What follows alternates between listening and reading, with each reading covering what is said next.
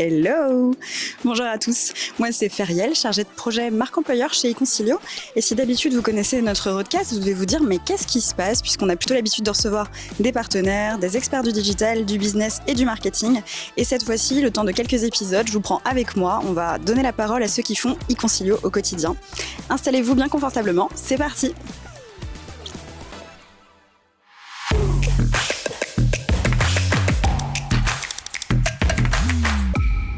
Pour cet épisode, je vous retrouve avec Elisa. Je suis très fière de t'accueillir aujourd'hui, Elisa, Merci. business développeur chez eConsilio. Oui. Petit contexte d'abord, nous, chez eConsilio, le pôle sales, il est en fait réparti entre plusieurs BU, donc business unit, comme on dit dans le jargon. Et on a effectivement la mobilité, qui est notre gros morceau, mais on a aussi une très belle BU qui s'appelle la BU Habitat. Et Elisa, tu vas pouvoir nous expliquer un petit peu comment ça se goupille, cette histoire de BU Habitat. Oui, tout à fait. En gros, je suis business développeur sur le secteur de la rénovation et l'amélioration d'habitat. Ok. Il y a un secteur très large. Très large. Il englobe plein de sous-secteurs comme de la menuiserie, de la piscine, de la cuisine. En fait, je vais traiter avec des acteurs de tout ce qui a concerné la maison au sens large. De la véranda. La véranda, par exemple. Tout à Ok, fait. super. Ça marche. Et toi, là, ça fait 3 ans, du coup. Joyeux anniversaire. Merci professionnel, beaucoup. parce que c'était très récemment. Oui, donc, c'est vrai. bravo, Merci. félicitations. 3 ans chez eConsilio. Oui.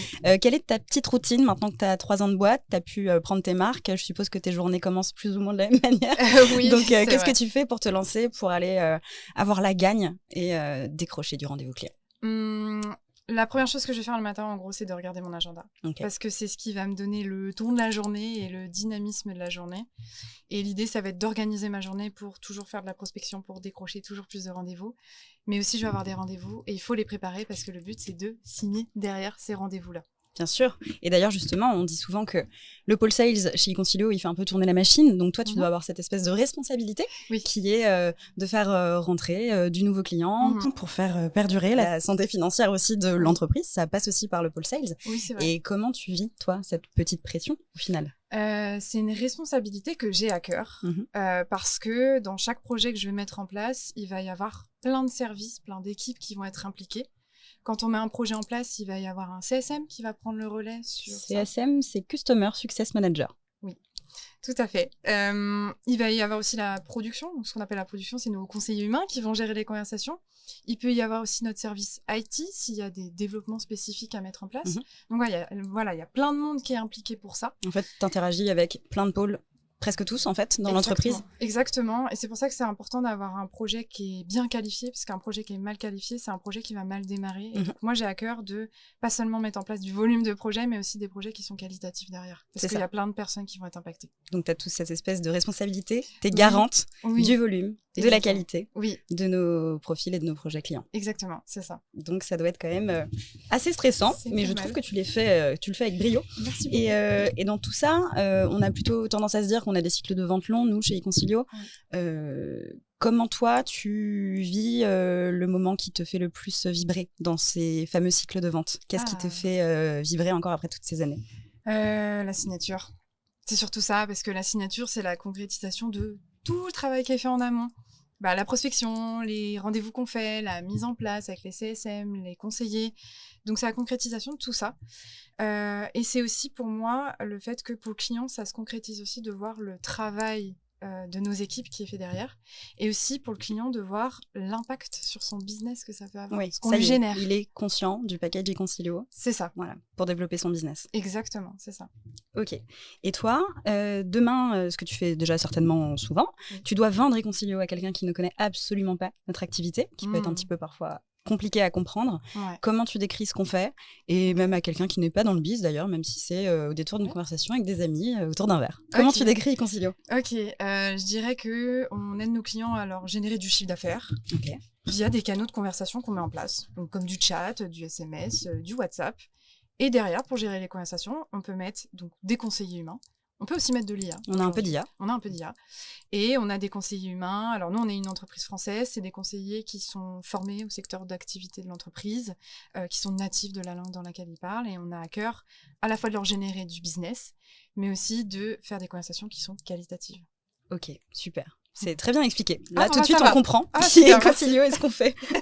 Et donc, toi, chez Econcilio, de ce que j'ai pu comprendre de nos échanges déjà précédents, Oui. tu as quand même la gagne. Tu as ce truc de gagne. Bah oui, C'est ouais. aussi ce qui fait que tu fais le métier que tu fais. Oui. Donc, et que tu fais très bien. Mm.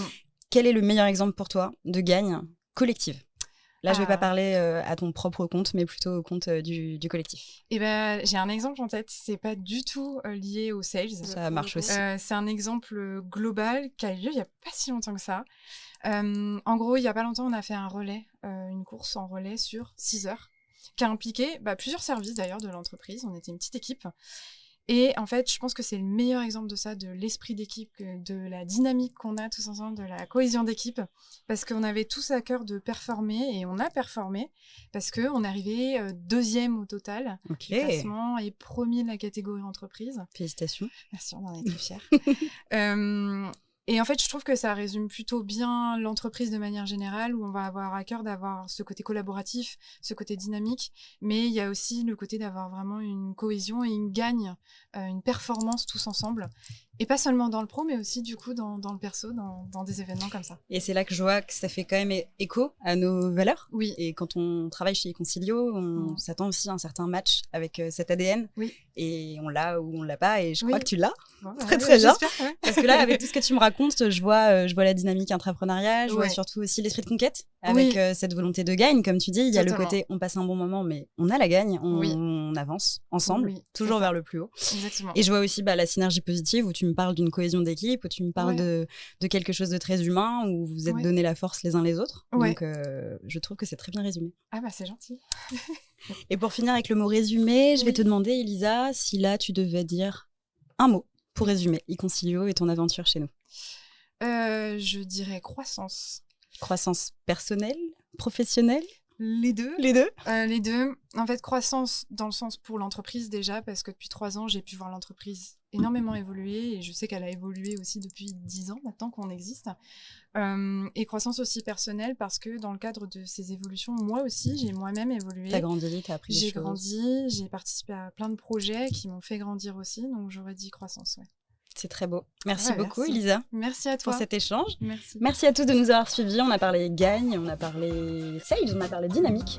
J'espère que ça vous aura plu. On se retrouve très vite avec un nouvel épisode du podcast version interne. Merci.